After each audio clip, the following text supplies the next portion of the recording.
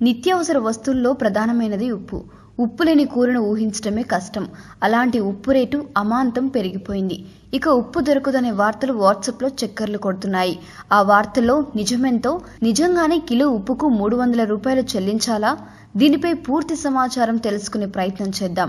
వాస్తవానికి ఉప్పు తయారీ ప్రక్రియ నవంబర్-డిసెంబర్ నెలలో స్టార్ట్ అవుతుంది. ఉప్పు మడులను చదునుగా చేసి బాగా ఆరబెట్టి యంత్రాల ద్వారా ఉప్పు నీటిని మడులలోకి మళ్లిస్తారు. ఎండకు ఆ మడులలో నీరు ఆవిరిగా అయిపోయి ఉప్పు స్ఫటికాలుగా ఏర్పడుతుంది. ఇలా తయారైన ఉప్పును పక్కనే కొంచెం ఎత్తైన ప్రదేశంలో రాసులుగా పోసి అక్కడి నుండి ఉత్పత్తి చేస్తారు. ఈ ప్రక్రియలో ఉప్పు ఉత్పత్తి చేయడానికి 40 నుండి 120 రోజులు పడుతుంది.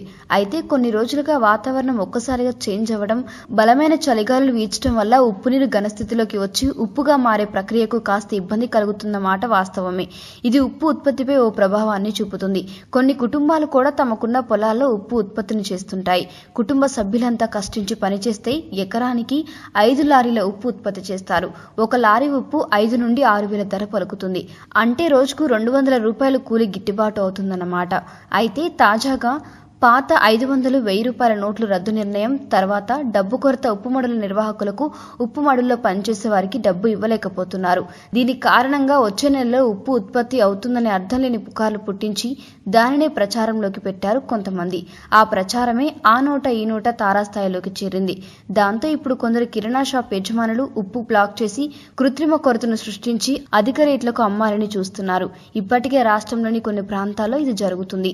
నిజంగానే ఉప్పు కొరత ఉంటుందా? దేశంలో ఉప్పు కొరత ఉండే సమస్య లేదు. ఎందుకంటే ఉప్పు ఉత్పత్తిలో దేశం ప్రపంచంలో 3వ స్థానంలో ఉంది. ఆంధ్రప్రదేశ్ కూడా దేశంలో ఉప్పు ఉత్పత్తిలో 3వ స్థానంలో ఉంది. భారతదేశంలో ఉప్పు కనీస ఉత్పత్తి 18.19 మిలియన్ టన్నుల వరకు ఉంటుంది. ఇందులో తినడానికి సంవత్సరానికి 6.5 మిలియన్ల టన్నులు వినియోగిస్తుండగా పారిశ్రామిక అవసరాలకు 7.58 మిలియన్ల టన్నులు, ఎగుమతి చేయడానికి 2.25 మిలియన్ల టన్నులు వినియోగిస్తున్నారు.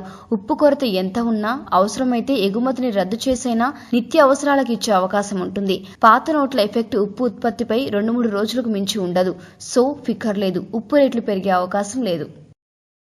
ఈ వీడియో మీకు నచ్చితే లైక్ చేయండి, అందరికీ షేర్ చేయండి, కానీ సబ్స్క్రైబ్ చేయడం మాత్రం మర్చిపోకండి.